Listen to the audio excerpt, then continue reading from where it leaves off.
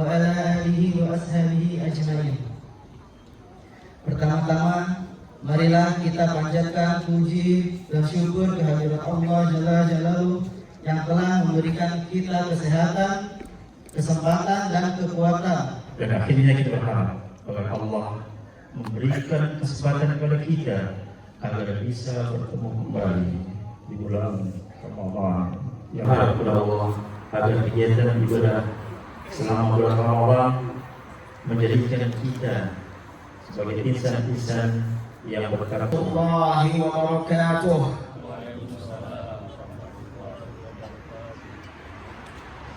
Innal hamdalillah nahmaduhu wa nasta'inuhu wa nastaghfiruhu wa nastahdihi wa natubu ilayhi wa na'udzu billahi min shururi anfusina wa sayyiati a'malina. من يهد الله فلا مضل له ومن يضلل فلا هادي له. أشهد أن لا إله إلا الله وحده لا شريك له وأشهد أن محمدا عبده ورسوله وحبيبه وخليله وصفيه وخيرته من خلقه صلى الله عليه وعلى آله وصحبه وسلم تسليما كثيرا. أما بعد فإن أحسن الكلام كلام الله. Perkataan terbaik adalah perkataan Allah Jalla wa Ala. Wa khairal huda, dan petunjuk, contoh teladan terbaik adalah huda Muhammadin sallallahu alaihi wa alihi wasallam. Sebaliknya, wa syarrul umuri muhdatsatuha, hal terburuk dalam cara beribadah kepada Allah adalah mengikuti ajaran-ajaran yang dikreasi baru tanpa dasar dalil, tidak mengikuti petunjuk, tidak memiliki contoh dan teladan dari Al-Quran maupun sunnah Nabi alaihi salatu wassalam. Wa kullu muhdatsatin bid'atun, dan setiap kreasi baru nampak indah, kelihatannya bagus, orang bilang ini baru keren karena ajaran yang kreatif dan inovatif, tidak monoton. Tetapi di dalam cara beribadah kepada Allah Azza wa Jalla, wa kullu bid'atin dhalalah, setiap bid'ah merupakan kesesatan, wa kullu dhalalatin finnar, dan setiap kesesatan bermuara di neraka. Ya ayyuhalladzina amanu taqullaha haqqa tuqatih wa la tamutunna illa wa antum muslimun. Wahai orang-orang yang beriman, mari bertakwa kepada Allah Azza wa Jalla dengan cara yang benar dan sungguh-sungguh. Dan jangan sampai mati kecuali tetap sebagai muslimun. Bertakwa dengan cara yang benar berarti melaksanakan perintah atas dasar perintah, melaksanakan perintah atas dasar petunjuk bagaimana mestinya perintah itu dilaksanakan.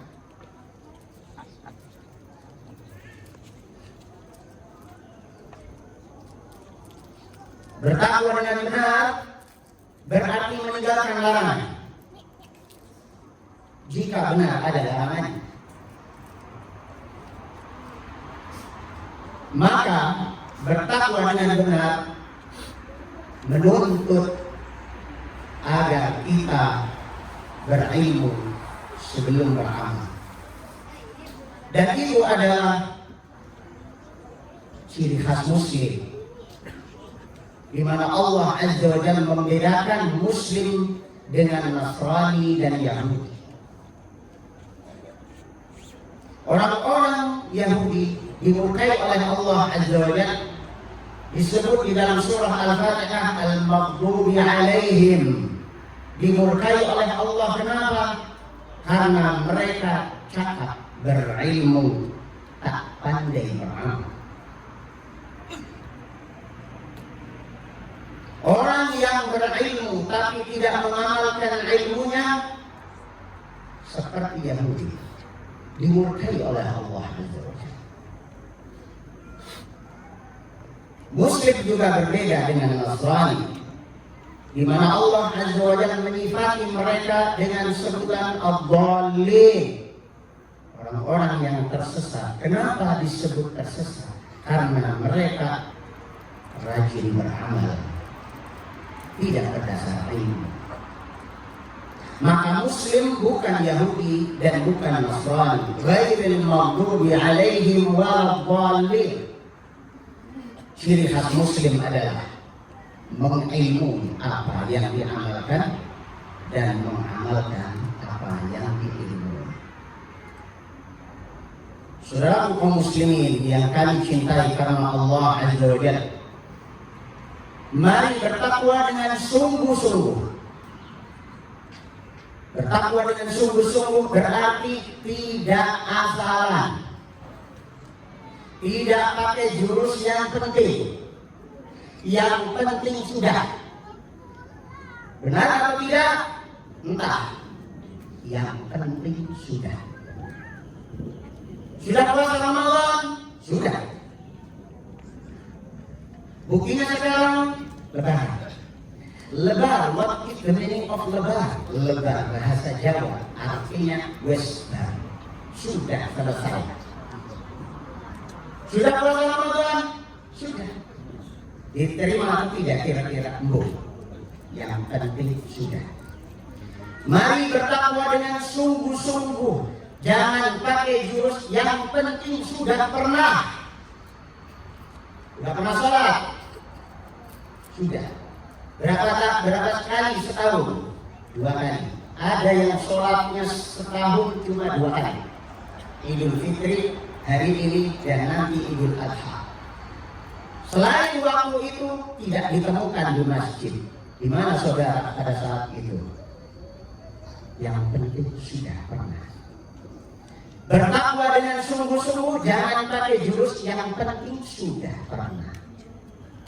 Saudara kaum muslimin yang kami cintai karena Allah Azza wa Jalla, Allah Subhanahu wa Ta'ala menciptakan kita agar kita menghambakan diri kepadanya. Sampai kapan? Sampai kapan? Apakah sampai Ramadan selesai? Kalau sampai Ramadan selesai, sekarang sudah selesai. Apakah kita masih menjadi hamba Allah? Tentu masih. Apakah Allah masih memberi kita nafas di bulan Syawal? Yes.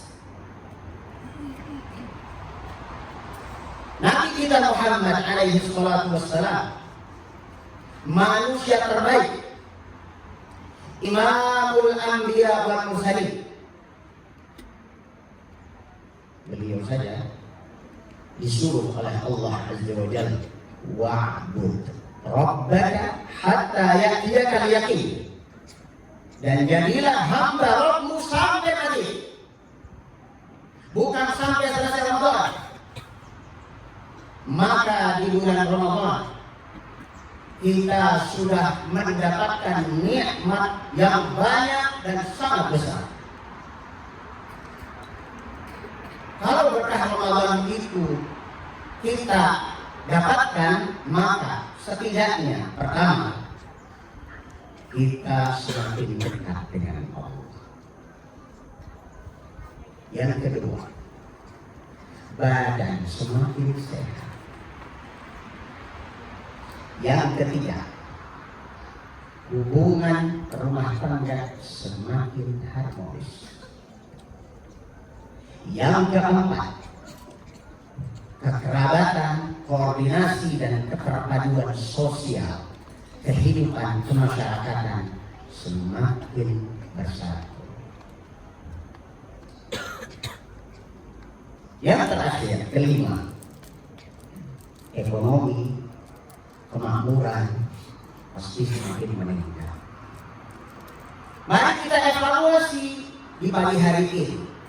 Apakah kita termasuk orang yang telah mendapatkan 5 keberkahan ini? Dengan Allah semakin dekat.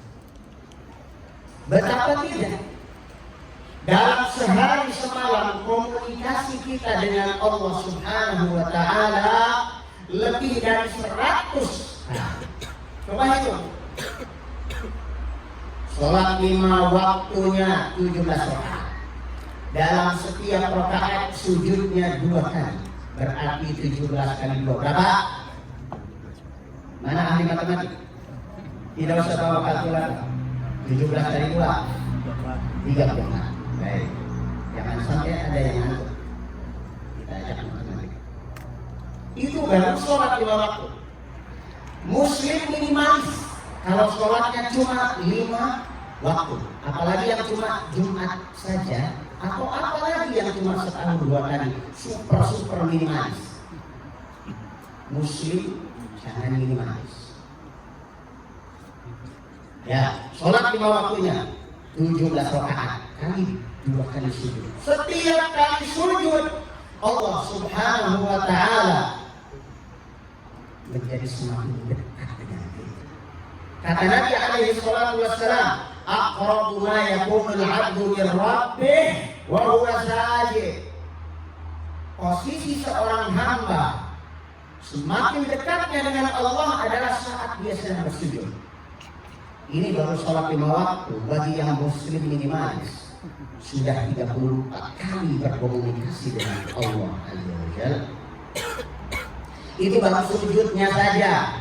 Sedangkan dari awal sesungguhnya sholat itu adalah komunikasi intensif kita dengan Allah Subhanahu wa Ta'ala.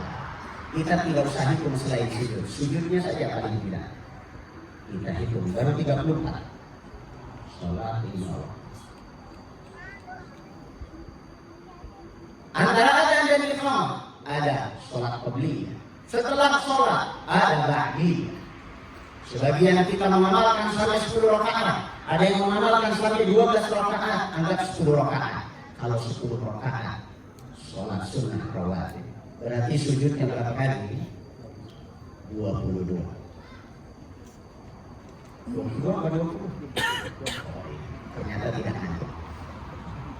Masa pagi begini habis makan ketupat. 20 kali berkomunikasi dengan Allah Azza wa Jalla. Tambah 34 jadi 54. Ini ahli tarawih. Yang hadir ini ahli tahajud. Saya perkirakan minimalisnya orang-orang yang ada di sini 11 rakaat dalam setiap malam. 11 rakaat berarti berapa kali sujud? Berapa kali sujud? 22. 22 tambah berapa tadi? Tambah lagi duhanya. Allah Akbar. Ini ahli tahajud, ahli sholat duha. Kalau sholat duhanya sampai 12 rakaat berarti 24 kali sujud. Sudah berapa ditambah dengan tadi? Itu aja terus. Allah tidak pernah menghitung-hitung jasanya kepada kita, tapi kita sering hitung-hitung amal kita kepada Allah. Kenapa? Inilah kekurangan kita. Saya sudah merasa sholat 5 waktu selama Ramadan full. Sholat sunnah rawatib full. Tahajud, tarawih oke. Duha mantap. Apalagi. Ini penyakit kita.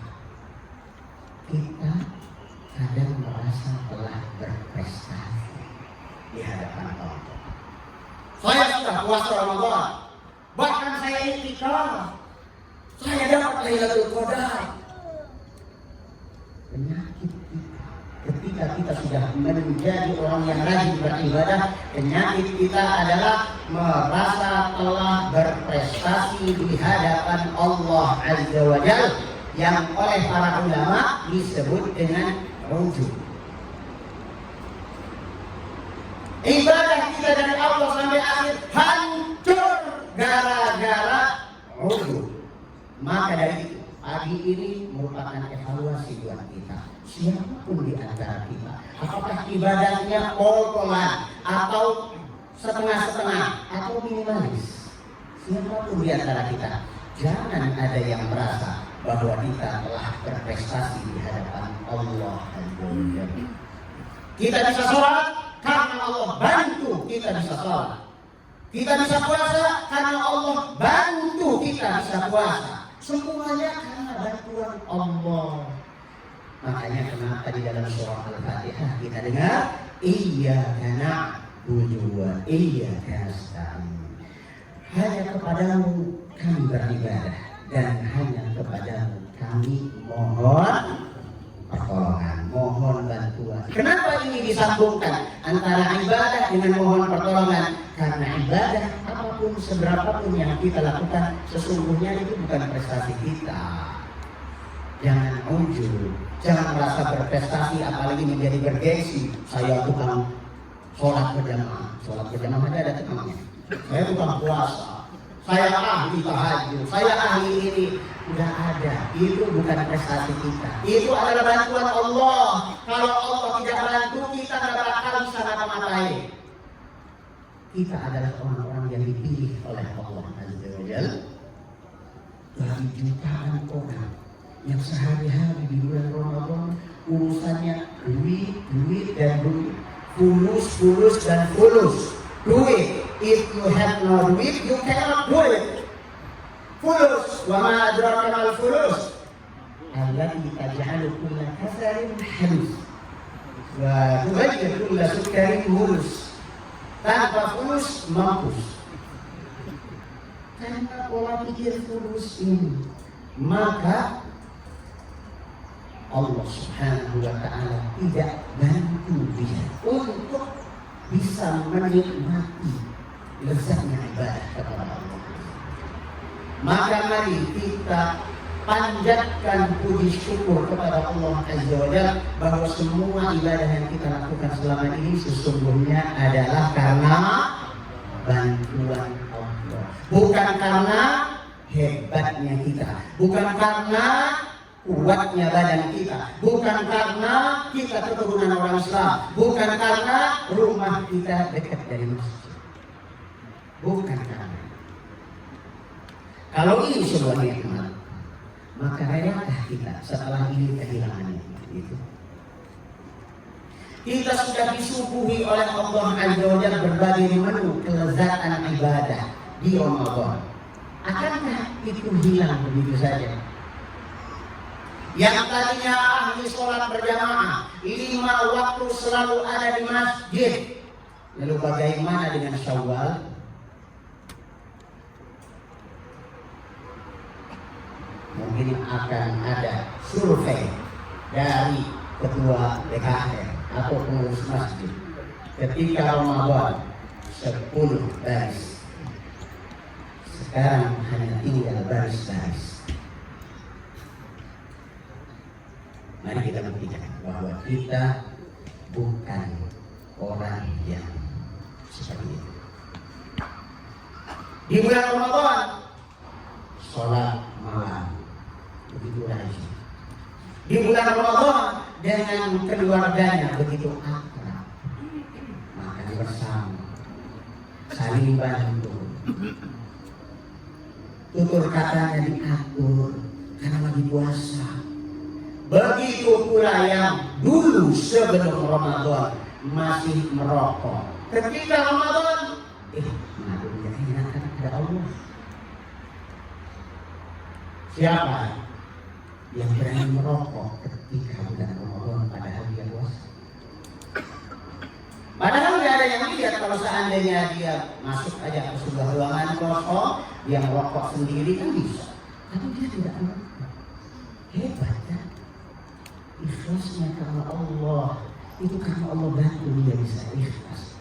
Maka nikmat yang ini jangan dihilangkan. Setelah Ramadan selesai jangan kembali kambuh. Yang sudah tobat jangan kembali kumat. Yang sudah sembuh jangan kembali kambuh. Saudaraku, ini hari Lebaran. Ada cara berpikir yang menyimpang tentang lebaran.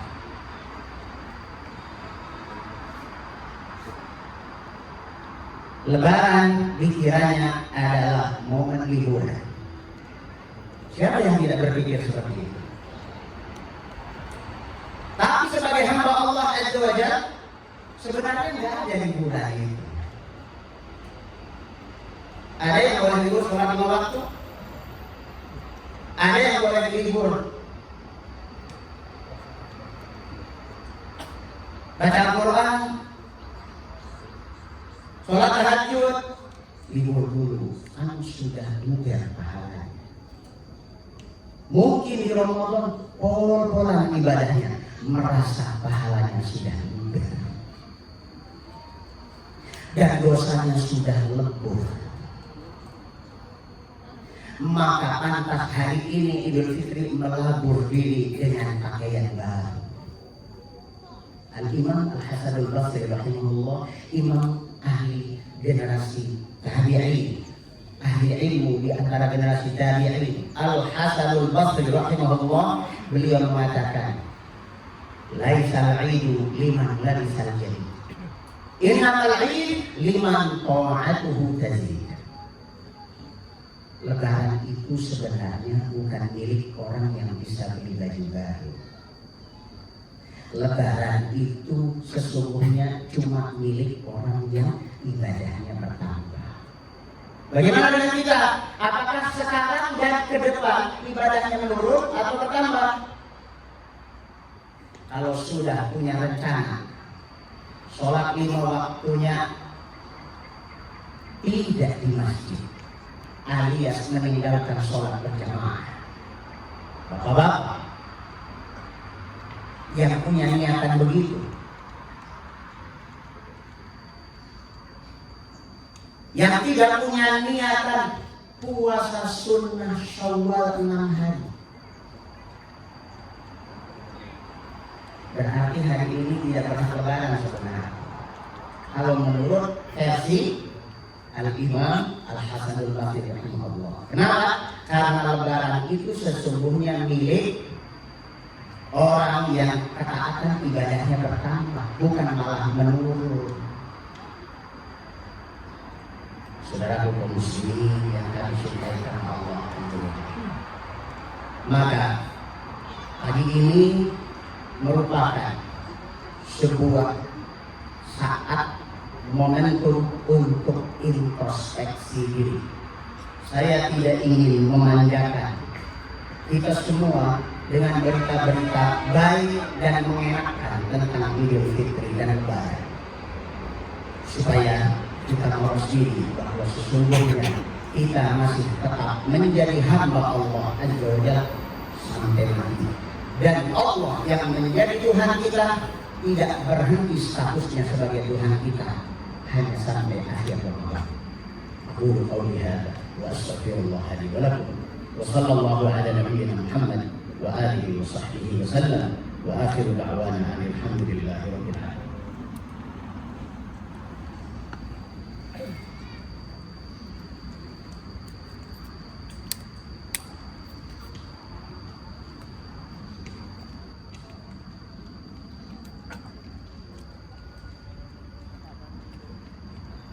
الحمد لله رب العالمين حمدا يوافي نعمه ويكافي مزيده. يا ربنا لك الحمد كما ينبغي لجلال وجهك الكريم وعظيم السلطان.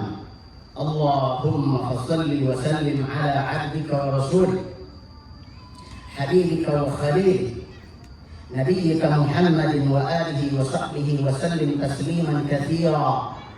أما بعد, mari sekali lagi kita bertakwa kepada Allah Azza wa Jalla dengan cara yang benar dan sungguh-sungguh. Pada khutbah kedua ini kami mengajak untuk terus beristiqamah sebagai hamba Allah Azza wa Jalla. Bagaimana kita bisa beristiqamah? Yang pertama jurusnya adalah ilmu. Karena dengan ilmu kita menjadi yakin. Dengan yakin maka kita tidak tergoyah. Mengapa banyak orang yang pelin-pelan, kadang rajin, kadang malas, kadang semangat, kadang down? Karena amalnya tidak berdasarkan ilmu yang membuatnya yakin. Ketika ilmu telah berada dalam jiwa dan menjadi keyakinan yang menguat di dalam hati, maka amal menjadi ringan. Maka dari itu, saudaraku sekalian yang kami cintai karena Allah Azza wa Jalla, mari kita galakkan majelis ilmu. Masjid Ulil Albab menyediakan menu kajian ilmiah, maka jangan absen.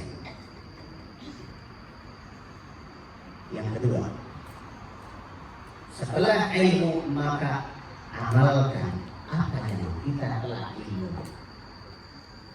Karena dengan mengamalkan apa yang kita ilmui, Allah akan tambahkan ilmu dengan ilmu yang tidak pernah kita pelajari. Kata Allah Azza wa Jalla, ittaqullah wa yu'allimukumullah. Bertakwalah kepada Allah, amalkan ilmu yang kalian dapat, maka Allah akan menambahkan kalian ilmu. Makanya di dalam doa kita sering kita sebut Rabbi zidni ilma. Wahai Rabbu, tambahi terus ilmu. Caranya bagaimana?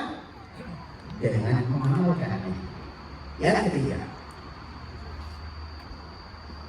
jangan lupa kita selalu berkomunitas dengan orang-orang saleh. Masalah berkomunitas, berkawan, berteman, bersahabat ini sangat menentukan. Seorang Salman Al-Farisi radhiyallahu anhu datang dari negeri Persia, jauh dari negeri Arab, mencari Rasulullah Muhammad sallallahu alaihi wasallam dan kemudian berkomunitas dengan sahabat Nabi. Jadilah beliau sahabat Nabi dan menjadi ahli surga. Sebaliknya, Abu Thalib paman Nabi. Beliau paman Nabi tapi berkomunitas dan berkawannya dengan kepala preman Mekah, Abu Jahal. Tukang mabok, Abu Lahab. Dan abu-abuan yang lain ini, yang musyrik, yang kafir, itu jadi temannya Abu Thalib. Apa yang terjadi pada Abu Thalib? Menjelang wafatnya, beliau tidak bisa mengucapkan la ilaha illallah sekali. Maka mari kita pilih teman, sahabat, komunitas, grup WA, grup apa lagi yang lain yang soleh saja, yang omongannya di dalamnya adalah omongan kesolehan. Yang terakhir adalah jangan lupa selalu berdoa, karena doa merupakan senjata kita orang beriman. Semoga Allah Subhanahu wa Ta'ala kurniakan kepada kita hidayah taufik untuk terus beristiqamah, dan semoga Allah Subhanahu wa Ta'ala jadikan kita orang-orang yang berhak dimakmurkan. Negeri kita dimakmurkan oleh Allah Subhanahu wa Ta'ala dengan semakin banyaknya orang-orang yang beriman dan bertakwa kepada Allahumma salli ala Muhammad wa ala ali Muhammad kama sallaita ala Ibrahim wa ala ali Ibrahim innaka Hamidum Majid. Allahumma barik ala Muhammad wa ala ali Muhammad kama barakta ala Ibrahim wa ala ali Ibrahim fil alamin innaka Hamidum Majid. Allahumma ighfir lil muslimina wal muslimat والمؤمنين والمؤمنات الأحياء منهم والأموات. ربنا تقبل منا ربنا تقبل منا ربنا تقبل منا إنك أنت السميع العليم. ربنا لا تزغ قلوبنا بعد إذ هديتنا وهب لنا من لدنك رحمة إنك أنت الوهاب. ربنا إنك جامع الناس ليوم لا ريب فيه إن الله لا يخلف الميعاد. Rabbana atina fid dunya hasanah wa fil akhirati hasanah wa qina adzabannar. Wassalamualaikum warahmatullahi wabarakatuh.